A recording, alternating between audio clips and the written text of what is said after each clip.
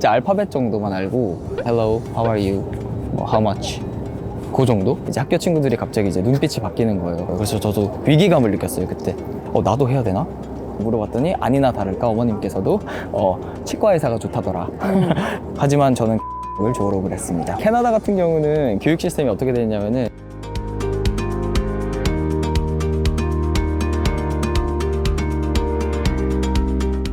안녕하세요. 네, 안녕하세요.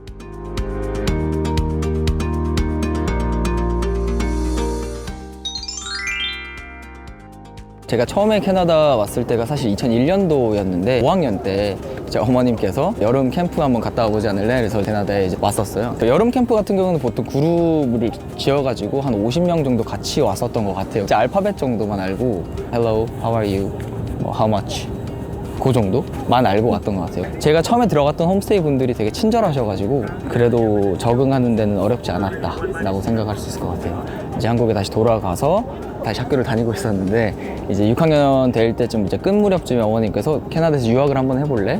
라고 이제 권유를 해주셔가지고 유학을 시작하게 됐어요. 처음에 제가 유학을 왔을 때는 공립으로 들어간 게 아니라 이제 사립으로 들어갔었어요. 이제 유학원 추천을 받고 아무래도 이제 한국에서는 그래도 사립 학교가 조금 더 잘 챙겨줄 거라는 인식이 있다 보니까 제가 사립을 들어갔었는데 외국에 온 느낌은 크게는 많이 못 받았던 것 같아요. 그러다가 이제 1년 있다가 여기 밴쿠버 쪽에 있는 프린스 오브 웨일즈라는 학교로 옮겼었는데 그 학교는 사실 이제 틴 드라마 영화 같은 데 보시면 이제 실제 락커룸 있고 백인들 막 샌드위치 먹고 있고 막 뛰어다니고 막 그런 분위기였어서 아 이제 내가 진짜 유학 온 게 맞구나 라고 좀 느꼈던 것 같아요.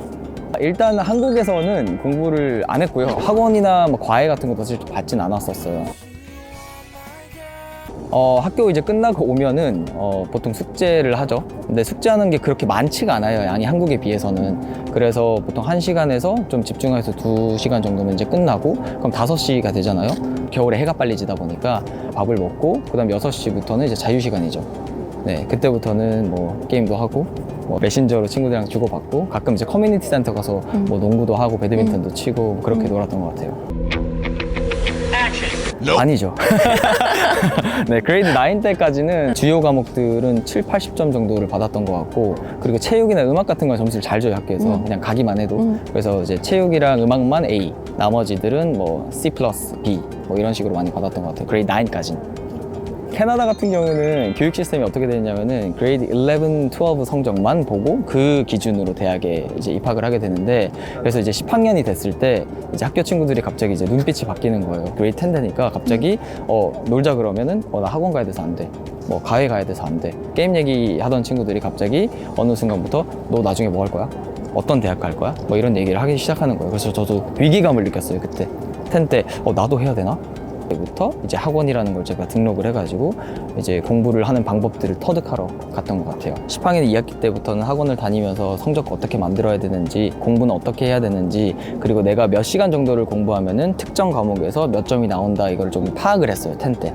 그래서 그레이드 11 들어가서는 이제 주요 과목들인 뭐 케미스트리라든지 피직스, 그리고 영어는 당연히 필수니까 잘해야 되고, 그리고 이제 수학 같은 과목들에 좀 집중해서 성적 받는 방법을 좀 깨닫고 11부터 성적 관리가 좀 잘 됐던 것 같아요. 그래서 90점대 초반을 받고 이제 12 때는 90점대 중반을 받아서 값싼 평균으로 UBC를 들어올 수 있게 되었죠.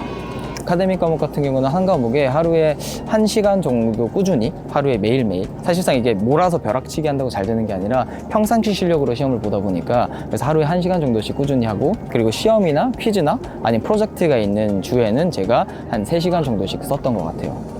사실 그렇죠. 학교 수업만 잘 따라가더라도 이제 웬만큼 A는 받을 수 있어요. A라고 하면은 A도 이제 레인지가 되게 넓거든요. 그래서 A를 받았어 라고 했을 때 이제 low A냐, low A면 이제 86점에서 한 89점 정도까지로 치고 middle A냐, 91점 정도부터 한 93점까지 high A, 94점 이상 뭐 이런 식으로 보통 따지는데 저 같은 경우는 뭐 남들마다 기준이 다르겠지만 일단은 학교 공부만 하더라도 86점 A 정도까지는 쉽게 받으실 수 있다고 저는 말씀을 드리고 있어요. 그리고 사실상 90점에서 1점씩 올리는 게 되게 힘들거든요. 그래서 고득점을 받기 위해서 보통 사교육이나 과외 같은 걸 좀 받으셔서 성적 관리를 하시는 편이라고 보시면 될 것 같아요. 그때 제가 알고 있었던 대학이 UBC랑 SFU 대학교, 이제 서부에 있는, 그리고 동부에 있는 워털루 대학밖에 몰랐어요. 심지어 저 토론토 대학이 있는지도 몰랐어요. 한 곳에서 이렇게 신청할 수 있는 사이트가 없었어요. 따로따로 신청을 했어야 됐거든요, 학교별로. 그래서 SFC컷 사이트 찾다가 일단 UBC 넣었으니까 뭐 어떻게든 되겠지. 카운셀러는 그냥 사이트 가서 하면 돼라고 알려주지 어디서 어떻게 하는지 옆에서 안 쳐가지고 도와주진 않아요. 그래서 명문대 여러 개를 골라서 그 전공이 좋은 학교를 골라서 7, 8개를 보통 전 집어넣는데 저 때는 그런 게 없었다 보니까 제가 그때 도움받을 것도 없고 한 군데 두 군데 정도 넣는 게 저는 한계였던 것 같아요. 근데 운이 좋았죠. 한 방에 붙어서. 일단 전공 같은 경우는 제가 1지망은 사이언스를 지원을 했고요. 2지망은 이제 서럴 스쿨 오브 비즈니스라고 비즈니스 경영학을 신청을 했는데 보통 제가 요즘 멘토링하는 학생들 그레이드 10, 11, 12 학생들한테 물어봐도 너 나중에 뭐 하고 싶어? 뭘 좋아해? 물어보면 잘 모른다고 하는 경우도 있는데 저도 그랬어요. 마침 맞게 어머님께 연락을 드렸죠. 한국에 있는. 제가 지금 전공을 골라야 되는데 1지망, 2지망을 선택을 할 수 있더라. 혹시 뭐 했으면 좋겠어요? 물어봤더니 아니나 다를까 어머님께서도 치과 의사가 좋다더라. 되게 명예직이고 사실상 되게 멋있잖아요. 저는 그냥 듣고 어머니 말씀이 다 맞으니까 그러네요. 하지만 저는 경영학을 졸업을 했습니다. 이 공부가 진짜 내가 하고 싶은 공부인지를 좀 착각을 하고 있었던 것 같아요. 고등학교 때 내가 점수 케미스트리, 피직스 점수가 잘 나온다고 난 당연히 사이언스를 잘할 거라는 생각이 있었는데 실제로 대학 와서 대학교 공부를 심지어 첫 주, 둘째 주까지 수업 렉처를 들었는데 너무 어려운 거예요. 그리고 이 어려운 공부를 의사가 되려면 4년 학사만으로 못 되잖아요. 10년을 공부해야 되는데 내가 과연 이거를 10년 동안 할 수 있을까? 이런 두려움이 좀 생겨가지고 제가 그때 당시 좀 조사를 많이 하기 시작했어요. 대학 와서. 네, 조사를 했더니 의사가 되려면 BCG여서 국제 학생들은 UBC에서는 의사가 될 수 없다. 동부는 되는데 나는 의사하러 들어왔는데 그때 이제 어머님께 말씀드렸죠. 사실 잘 됐죠. 공부도 하기 싫었는데 의사도 될 수 없다니까 어머님 의사 못 된다는데 저 그냥 경영학과도 붙었었는데 바로 지금 옮길 수 있다더라. 옮겨도 돼요? 마음대로 해라. 그래서 제가 경영학으로 옮기게 됐어요. 기숙사 생활을 할 때는 국제 학생들 같은 경우는 그래도 혼자 살아본 경험이 있으니까 조금 더 적응하는 게 좀 빨랐던 것 같고 그리고 로컬 학생들 기숙사 들어온 친구들 같은 경우는 그 생활 적응하는데 조금 어려움이 있어 보이긴 하더라고요. 그래서 주말마다 이제 귀가해가지고 부모님 댁에 가서 이제 식사도 얻어먹고 사실 부럽긴 했어요. 근데 이제 혼자 사는 경험이 좀 길다 보니까 저 같은 경우는 조금 적응하는 데는 어렵진 않았다라고 보실 수 있을 것 같아요. 동부학교 같은 경우는 이제 온타리오 학생이냐 아니면 온타리오 바깥 학생이냐 BC주나 다른 학생이냐로 따지고 UBC 같은 경우는 인터내셔널 스튜던트인지 아닌지 물어보기는 해요.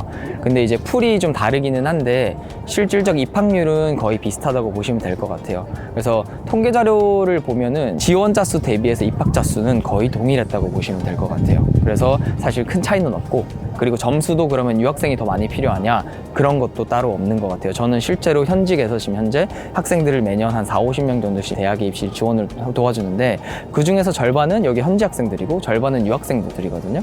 근데 입학하는 컷오프들 전공에 따라서 보면은 비슷비슷한 점수에 비슷비슷한 전공에 붙어요.